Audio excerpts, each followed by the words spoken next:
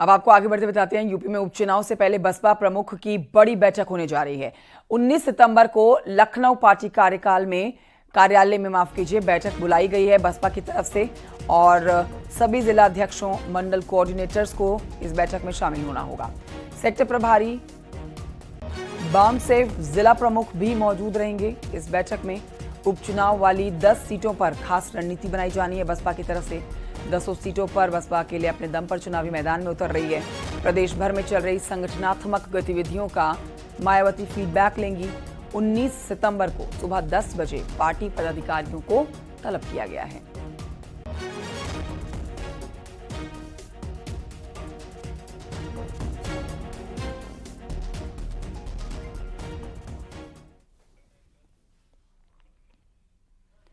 खबर लखनऊ से है, जहां पर शोधे के डर से 11वीं क्लास की छात्रा ने स्कूल जाना छोड़ दिया है। तो इस लड़के की वजह से 11वीं साल की 11वीं क्लास की जो ये छात्रा है, इस स्कूल जाना छोड़ा है। पुलिस इस मामले पर केस दर्ज कर लिया है। 3 दिन के बाद भी आरोपी की गिरफ्तारी लेकिन नहीं हुई है, जिससे परिवार नाराज है। स्कूल के सीसीटीवी फुटेज में स्कूल गेट से छात्रा वापस लौटती दिखी है।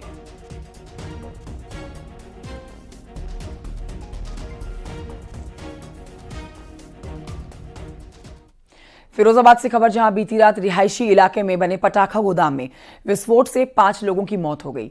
इस पर अपडेट आप ये भी ले लीजिए। 11 लोग गंभीर रूप से घायल भी हुए हैं।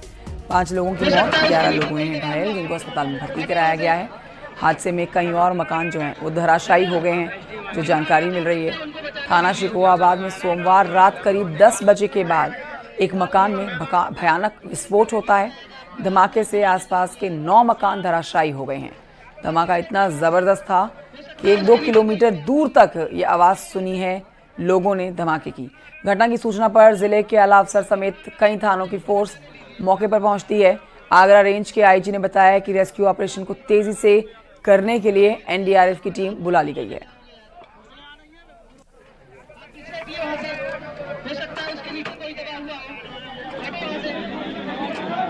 जिनसे बात हो रही है, जिनके घर हैं, उनके घर वाले के हिसाब से 1-2 लोग अभी मेरी जिनसे बात हुई है तो उन्होंने बताया कि उनका बच्चा है वो वहाँ पर दबा हुआ है। एक और लोगों ने कहा कि 1 और लोग हो सकते हैं। सबसे पहला काम राहत देना है, उनका इलाज कराना है और जो इसमें एक सदमा लोगों को लगता है उससे दूर करना है और बाकी और चीज़ों पर जिसके द्वारा जो गलती की गई है उस पर हम लोग खड़ी कार्रवाई करें। उधर शाहपुर में गर्रा नदी में बाढ़ आने से लोग परेशान हैं। शाहजहांपुर की हम बात कर रहे हैं, जहां पर रिहायशी इलाकों में पानी आ जाने से किसानों की धान की फसल और सब्जियां नष्ट हो गई हैं। नदी के प्रभाव से उपजाऊ जमीन को कटान का सामना करना पड़ रहा है। ऐसे में किसानों के लिए ये बाढ़ मुसीबत लेकर आई है। प्रशासन रिहायशी इलाकों में पानी घुसने की सूचना पर कर्मचारियों को ड्यूटी पर लगा चुका है।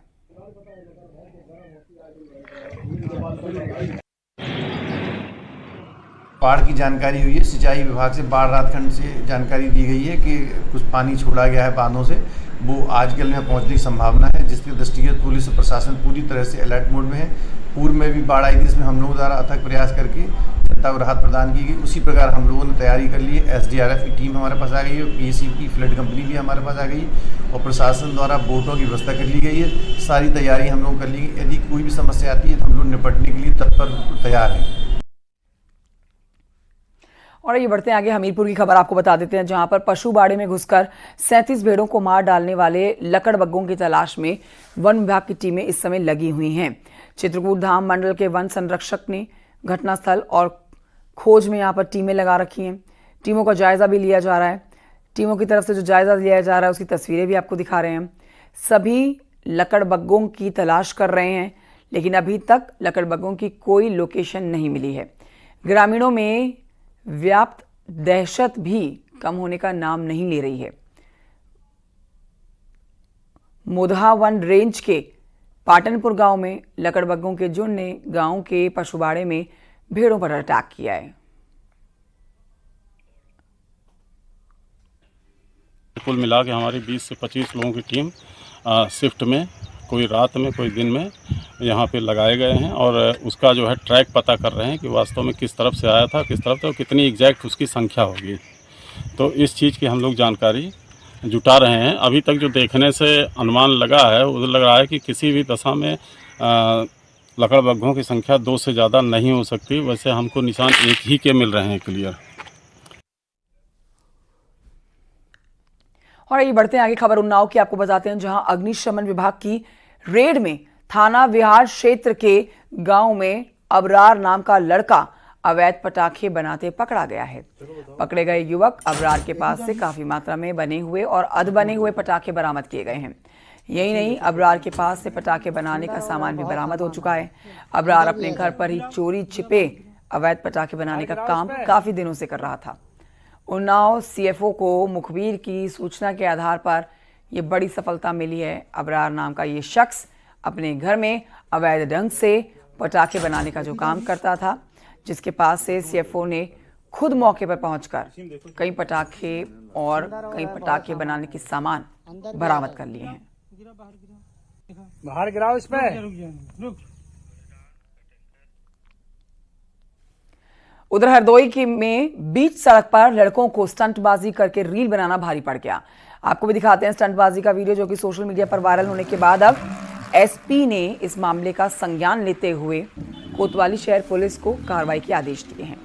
पुलिस ने 3 स्टंटबाजों को गिरफ्तार किया है। तेज रफ्तार में देखिए बड़े बाजार में रिहायशी इलाके में भी बाइक चलाई जा रही है, जिस पर तय संख्या से ज्यादा लोग बैठे हुए हैं। नाबालिग इनमें से एक निकला है। पुलिस ने इनके पास से 4 बाइक्स को सीज किया है।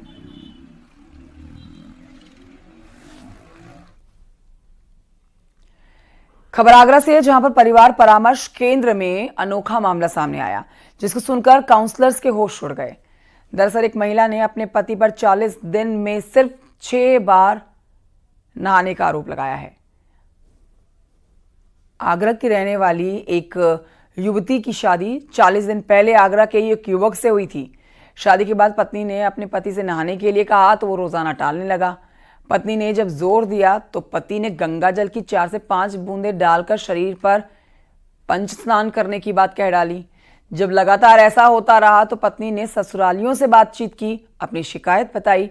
इसके बाद जो सच ससुराल के लोगों ने बताया उसे सुनकर पत्नी मायके चली गई। पत्नी ने मायके जाकर पुलिस में पति की शिकायत दर्ज कराई। मामला परामर्श केंद्र पहुंच गया। पत्नी ने रोज नहाने पर ही साथ रहने की शर्त रख डाली है। मामले में सुनवाई के लिए अगली तारीख दी गई है।